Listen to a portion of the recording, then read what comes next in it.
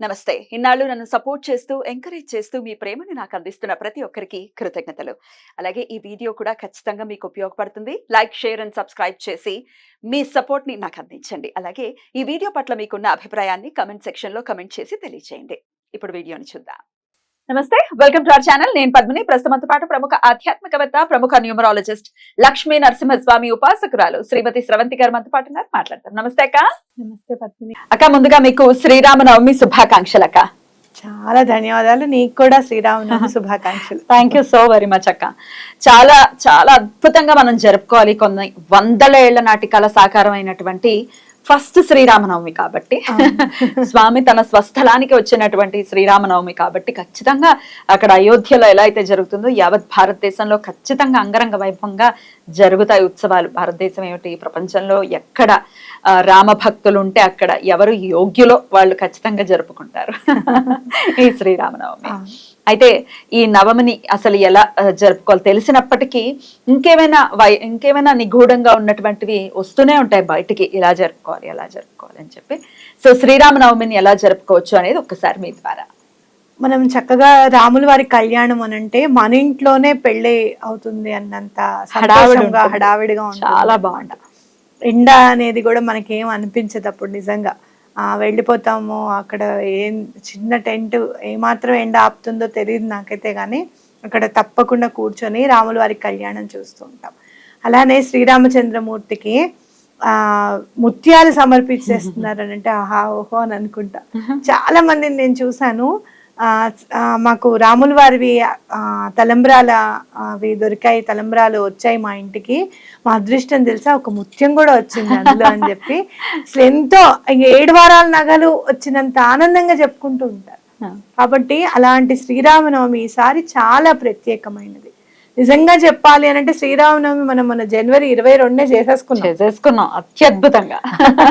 కానీ ఇంకా బాగా చేసుకోవాలి అని అనుకుంటే గనక స్వామికి తప్పకుండా బయట దీపాలు వెలిగించడం అనేది ఈసారి నుంచి కొత్తగా స్టార్ట్ చేద్దాము అని అనిపిస్తుంది నాకు. చక్కగా పొద్దున సాయంత్రం ఇంట్లోనే దీపం కాకుండా బయట గుమ్మం బయట కూడా స్వామికి దీపాలు వెలిగించి ఆయన రాక మనకి ఎంతో సంతోషాన్ని కలిగించింది. అంటే మనం ఏం చేస్తాము, ఇంట్లో అన్ని లైట్లు వేసేస్తాం చూడు. బాగా ఫంక్షన్ ఉందనుకో ఏం చేస్తాం, బయట లైట్లు అవి పెడతాం.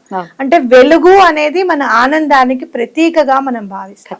అలాగే ఈ దీప జ్యోతులు చక్కగా మన ఆనందానికి ప్రతీకగా వెలిగించాలి అని చెప్పి నా మనసు కనిపించింది. నేను అలా చేద్దాం అనుకున్నాను. మీకు కూడా అదే చెప్తున్నా. చేద్దాం, అందరం కలిసి చేద్దాం తప్పకుండా. అయితే స్వామివారికి ఏదైనా మనము నిత్యం స్మరించుకోవాలి స్వామివారిని అని అనుకుంటే గనక మనకు ఒక మంచి స్విచ్ వర్డ్ ఉంది పద్మిని. శ్రీరామ జయ రామ జయ జయ రామ. ఈ మాట మనం అనుకుంటే అసలు అన్నిట్లోనూ రాముల వారు మనకి జయాన్నే ఇస్తారు అని చెప్పి మనం నమ్మాలి. అయితే మరి రాముల వారు చదువుకుంటే జయాన్ని విజయాన్ని మనకి ఇస్తారు కదా అని అనుకుంటే ఇంత నిగూఢత ఉంది అందులో. అంటే రాముల వారు ఎప్పుడు జయం అందిస్తారు మనకి, మన మార్గం ధర్మమైనది అన్నప్పుడు, మనం మంచి చేస్తున్నప్పుడు అందిస్తారు. అది మనం ఎలా చేస్తాం, అది ధర్మమైన మార్గంలో నడవాలి అని ఏది చేసినా కూడా ధర్మబద్ధంగా చేయాలనేది మనకి స్ఫురణకు వస్తుంది అనమాట. ఇదంతా కూడా అంటే మన జీవితాన్ని చక్కగా ఒక రైట్ పాత్ లో అనేది మార్గదర్శిగా మనకి స్వామి ఉంటారు. కాబట్టి ఇది మనం స్విచ్ వర్డ్ గా శ్రీరామ జయ రామ జయ జయ రామ అనుకోవడం అనేది చాలా ఇంపార్టెంట్. చాలా మందికి మనం చెప్తూ ఉంటారు, మీరు బయటికి వెళ్ళేటప్పుడు అపదామపహర్తారాం దాతారాం సర్వసంపదాం లోకాభిరామం శ్రీరామం భూయో భూయో నమామ్యహం అని అనుకుని మీరు అడుగు బయట పెడితే ఎటువంటి పరిస్థితుల్లోనే ఆ పని అవుతుంది అనేది అందరు చెప్తుంటారు. అయితే అందరికీ కూడా నోరు తిరగకపోవచ్చు. ఈ స్విచ్ వర్డ్స్ ఏంటి అని అంటే మనకి సరైన సమయంలో మనకి గుర్తుకు రాదు అనుకున్నప్పుడు, లేదా ఇంత చిన్నగా మాట ఉందనుకో శ్రీరామ జయ రామ జయ జయ జయ రామ అని మనం చిన్నగా అనుకుంటే తొందరగా అనేసుకుంటూ ఉంటాం. ఎక్కువ సార్లు రాముల వారిని స్మరిస్తూ ఉంటాం అనమాట. కాబట్టి ఇది అనుకుంటూ తప్పకుండా ఇది అనుకుంటే మనకు ఇంకొకటి కూడా ఏంటి అంటే ఎక్కడ రామచంద్ర ప్రభు ఉంటాడో అక్కడ లక్ష్మణ స్వామి, సీతా అమ్మవారు, ఆంజనేయ స్వామి ఉంటారు. అద్భుతం. వాళ్ళందరి అండాదండ కూడా మనకు ఉంటుంది. స్వామికి తప్పకుండా దండని సమర్పించండి. గుడికి వెళ్ళినప్పుడు కళ్యాణానికి వెళ్తున్నప్పుడు చక్కగా ఒక 5 మూరలో లేకపోతే 10 మూరలో తీసేసుకున్నారనుకోండి, నలుగురికి దండని సమర్పించిన వాళ్ళం అవుతాం అన్నమాట. చాలా మంచిది. ఇంకా మీకేమన్నా స్వామి వారికి మేము ఇవి ఇవ్వగలుగుతాము అనుకుంటే గనక కొన్ని ముత్యాలు, ఒక 10 ముత్యాలు, 15 ముత్యాలు, లేకపోతే ఒక 50 ముత్యాలు స్వామివారికి కనుక ముత్యాలు సమర్పిస్తే కళ్యాణానికి చాలా మంచిది. ఎటువంటి పరిస్థితుల్లోనూ మీ ఇంట్లో ఏదైనా కళ్యాణం ఆగిపోయింది, అబ్బాయికి ఉద్యోగం రావడం లేదు, అమ్మాయికి జాబ్ రావట్లేదు అంటే ఎటువంటి పరిస్థితుల్లోనూ ఈ ప్రక్రియ కనుక మనం ముత్యాలు కనుక సమర్పిస్తే మనకు తప్పకుండా అవుతుంది. అయితే ముత్యాలు సమర్పించేంత స్థితి మాకు లేదు ఇంకా అనుకుంటే గనక బియ్యాన్ని సమర్పించాలి.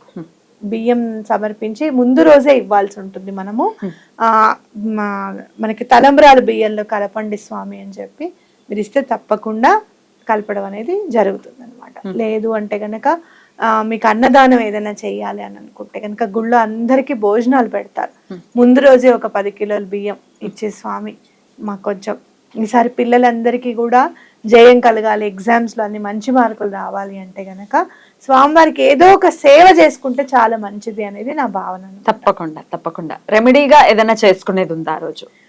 శ్రీరామ జయరామ జయ అంతే. ఈ స్విచ్ వర్డ్ను రాముల వారికి దండలు సమర్పించడం, బయట దీపాలు పెట్టడం అనేది మన ఆనందాన్ని మనం రెట్టింపుగా చక్కగా మనకి యూనివర్స్ కి చూయించామనుకో, యూనివర్స్ అదే ఆనందాన్ని మనకి తిరిగిస్తుంది. ఖచ్చితంగా ఎప్పటికైనా స్వామిని అక్కడ బాలరాముణ్ణి చూసే ఎంత ఇవ్వాలి అని చెప్పి ఆ రోజు మాకు తొందరలోనే అనుగ్రహించు స్వామి అని చెప్పి కూడా మనం అందరం దండం పెట్టుకోవాలి.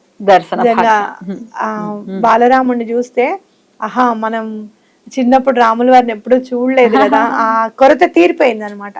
సాధారణంగా మనం ఏం చేస్తాం, కృష్ణుడు అంటే మనకి పెద్దప్పుడు గుర్తుకురాడు, బాలకృష్ణే గుర్తొస్తాడు. రాముల వారు అనేసరికి మాత్రము అలాగే సీతమ్మ వారిని వరించిన రాముడు, సీతను తీసుకొచ్చేస్తున్నప్పుడు రాముడు పుష్పక విమానం ఎంత ఆనందంగా ఉన్నాడు ఆయన, ఇవే గుర్తుకొస్తాయి. కాబట్టి బాలరాముడిని మనం అత్యంత తొందరగా దర్శనం అవ్వాలి మనకని చెప్పి కూడా దండం పెట్టుకుందాం. అలా చేస్తే గనక మనకి రాముల వారి అండా దండ తప్పకుండా ఉంటాయి. తప్పకుండా రాముల వారి అండ ప్రతి ఒక్కరికి ఉండాలి. ఆయన పరిపాలనే మన దేశంలో జరగాలి. రామరాజ్యం, ఆల్రెడీ రామరాజ్యంలోనే ఉన్నాము అని అనిపిస్తుంది. కాకపోతే మరి కలికాలం కాబట్టి రకరకాల అకృత్యాలు అవి జరుగుతూనే ఉన్నాయి. కానీ రాముడు వచ్చాడు కాబట్టి ఆయన రాజ్యం కూడా వస్తుంది అని త్రికరణ శుద్ధి. రాముడు ఎక్కడ ఉంటే అక్కడ ధర్మదేవత కొలువై ఉంటుంది. తప్పకుండా చాలా, నాకైతే చాలా నమ్మకం, గట్టి నమ్మకం, చాలా హైట్స్ కి వెళ్ళిపోతుంది ఇండియా అని చెప్పి. భారత్ చాలా హైట్స్ లో ఉంటుందని చెప్పి నా గట్టి నమ్మకం. ఇదే శుభ సూచకం కూడా మనకి. అయితే ఇంకోటి ఏంటి అని అంటే, మనం ఆ రోజు రాముల వారిని పూజించుకునేటప్పుడు మీరేం చేస్తారంటే రామకోటి బుక్ తీసుకొచ్చి అసలు రాయడం స్టార్ట్ చేయండి. రోజుకు ఒక పేజీ రాస్తామను, హాఫ్ పేజీ రాస్తామను, దండం పెట్టుకోండి, తప్పకుండా రాయండి. మొన్న మధ్య మన క్లయింట్ ఒకరు నిర్మలమ్మ అని చెప్పి మీకు చెప్పాను, రామకోటి రాయడం స్టార్ట్ చేయండి. ప్రాబ్లమ్స్ ఎట్లా సాల్వ్ అయిపోతూ ఉంటాయో చూస్తూ ఉండండి. అసలు చాలా ఫాస్ట్ గా క్లియర్ అయిపోతూ ఉంటాయి అన్నమాట. చాలా అద్భుతంగా తెలియజేశారక్క. మరొకసారి మీకు శ్రీరామ నవమి శుభాకాంక్షలను తెలియజేస్తూ నమస్తే. నమస్తే.